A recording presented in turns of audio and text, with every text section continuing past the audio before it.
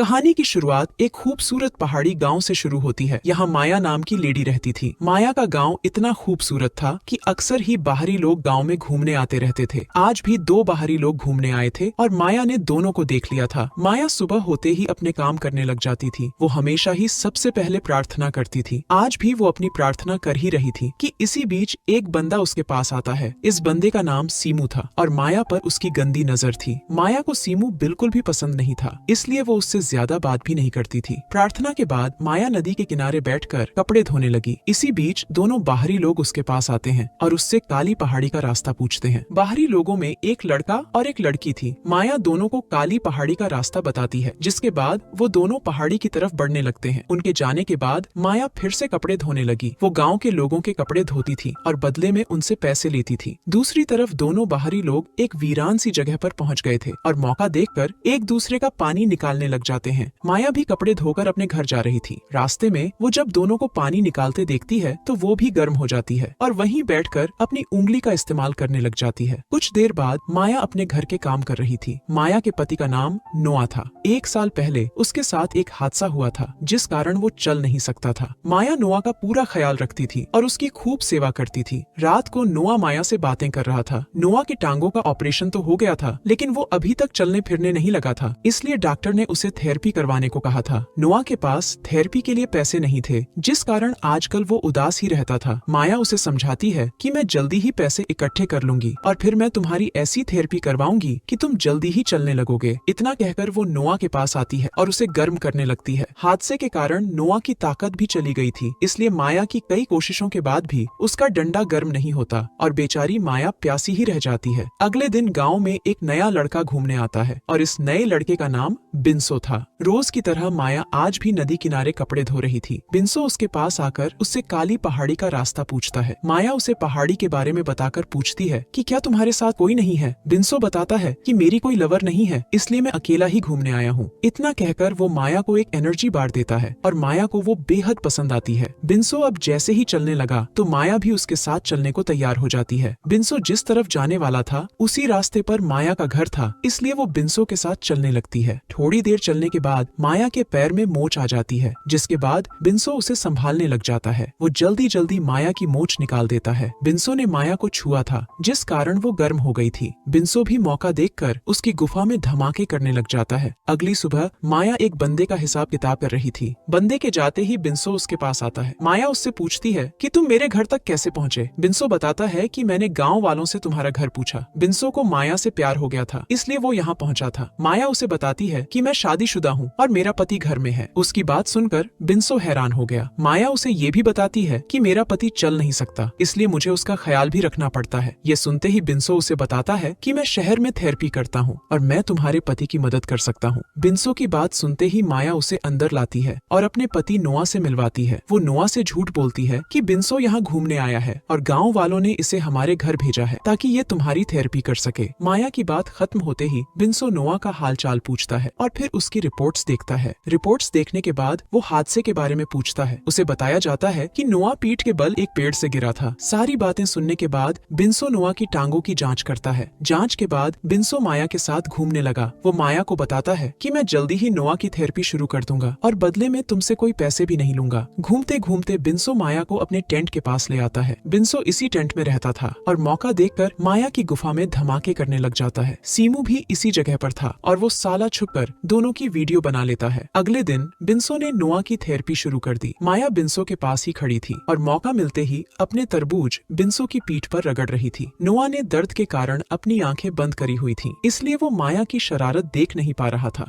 थोड़ी देर बाद माया नदी किनारे कपड़े धो रही थी और इसी बीच सीमू उसके पास आता है। वो आते ही माया को वही वीडियो दिखाने लगता है जिसमें माया बिंसो का पानी निकाल रही थी। वीडियो देखकर माया गुस्सा करती है, लेकिन साले सीमू पर कोई असर नहीं होता। वो माया से कहता है कि अगर तुमने मेरा पानी नहीं निकाला तो मैं ये वीडियो तुम्हारे पति को दिखा दूंगा। माया उसे समझाने की कोशिश करती है कि तुम गलत कर रहे हो, मगर सीमू उसकी बात नहीं सुनता और उसकी गुफा में धमाके करने लगता है। सीमू ने माया की मजबूरी का फायदा उठाया था, जिस कारण माया पूरी रात सो नहीं पाई थी। अगली सुबह बिंसो फिर से नोआ की थेरेपी कर रहा था। उसकी थेरेपी ने जादू की तरह काम किया था, जिस कारण नोआ धीरे धीरे चलने लगा था। थेरेपी के बाद नोआ आराम करने चला जाता है, जबकि बिंसो माया से बातें करने लगता है। बातें करते करते दोनों इतने गर्म हो जाते हैं कि घर के बाहर ही एक दूसरे का पानी निकालने लग जाते हैं। रात को नोआ को नींद नहीं आ रही थी। शायद वो माया से कोई बात करना चाहता था, लेकिन माया को नींद में देखकर चुप था। अगली सुबह बिन्सो फिर से नोआ की थेरेपी करने लगा। थेरेपी के कारण नोआ चलने तो लगा था, लेकिन फिर भी वो ज्यादा खुश नजर नहीं आ रहा था। रात को माया बिन्सो के पास थी। बातों बातों में बिन्सो उससे पूछता है कि जब तुम्हारा पति ठीक हो जाएगा तो हम दोनों का क्या होगा। माया उसे बताती है कि मेरे पति का डंडा काम नहीं करता, इसलिए तुम जब भी गांव में घूमने आया करोगे तब हम दोनों मजे किया करेंगे। बिन्सो को माया से प्यार हो गया था, इसलिए वो उसे अपने साथ शहर लेकर जाना चाहता था और वहीं शादी भी करना चाहता था। दोनों अभी बातें कर ही रहे थे कि इसी बीच दोनों के पास सीमू आ जाता है। सीमू इस वक्त नशे में था। वो आते ही दोनों को बुरा भला कहता है। इसी के साथ वो बिन्सो को सब बताता है कि मेरे फोन में तुम दोनों की वीडियो है। बिन्सो को उसकी बात पर यकीन नहीं था, इसलिए सीमू उसे वीडियो दिखाता है। सीमू अब फिर से माया की गुफा में धमाके करना चाहता था, और वो भी बिन्सो के सामने ही। माया उसकी बात मानने को तैयार नहीं थी, जिसके बाद सीमू को इतना गुस्सा आता है कि वो साला अपनी गन निकाल लेता है। गन देखकर दोनों बेहद डर गए थे। सीमू बिन्सो को एक तरफ करता है और माया को कपड़े उतारने को कहता है। सीमू नशे में था और उसके हाथ में गन भी थी। हालातों को देखकर माया अपने कपड़े उतारने लगी। उसके गोल गोल तरबूज देखकर सीमू उस पर टूट पड़ता है। सीमू सब कुछ बिन्सो की नजरों के सामने ही कर रहा था। बिन्सो माया की मदद तो करना चाहता था, लेकिन सीमू की गन उसकी तरफ ही थी। इसी बीच कोई पीछे से आकर सीमू को मार देता है। सीमू को मारने वाला नोआ ही था। नोआ यहाँ माया को देखने आया था, क्योंकि उसे पता था कि माया और बिन्सो का चक्कर चल रहा है। दरअसल जब माया और बिन्सो घर के बाहर ही मजे कर रहे थे, उसी वक्त बिन्सो ने दोनों को देख लिया था। माया को बिन्सो के साथ देखकर वो दुखी तो बहुत होता है, लेकिन माया की खुशी के लिए वो चुप कर जाता है। बिन्सो में ताकत नहीं थी। वो चाहकर भी माया की प्यास नहीं बुझा सकता था, इसलिए उसे बिन्सो के साथ देखकर भी खुश था। नोआ ने दोनों को बता दिया था कि मुझे सब कुछ पता है, लेकिन मैं माया की खुशी के लिए चुप था। नोआ के मुंह से सच जानकर दोनों बेहद शर्मिंदा होते हैं। दोनों को पता था कि उनसे गलती हुई, इसलिए दोनों अपनी गलती सुधारना चाहते थे। अगली सुबह बिन्सो अपने घर जाने वाला था। जाने से पहले वो नोआ से माफी मांगता है, क्योंकि उसने उसकी बीवी के साथ चक्कर चलाया था। बिन्सो के माफी मांगने के बाद ना तो नोआ कुछ बोलता है और ना ही माया कुछ बोलती है। दोनों को चुप देखकर जैसे ही बिन्सो जाने लगा तो नोआ उसे रोककर कहता है कि तुम्हारे कारण मैं चलने लगा, इसलिए मैं तुम्हारा धन्यवाद करता हूँ, लेकिन आज के बाद यहाँ कभी मत आना और ना ही कभी माया से मिलने की कोशिश करना। नोआ की बात सुनकर बिन्सो कुछ नहीं बोलता,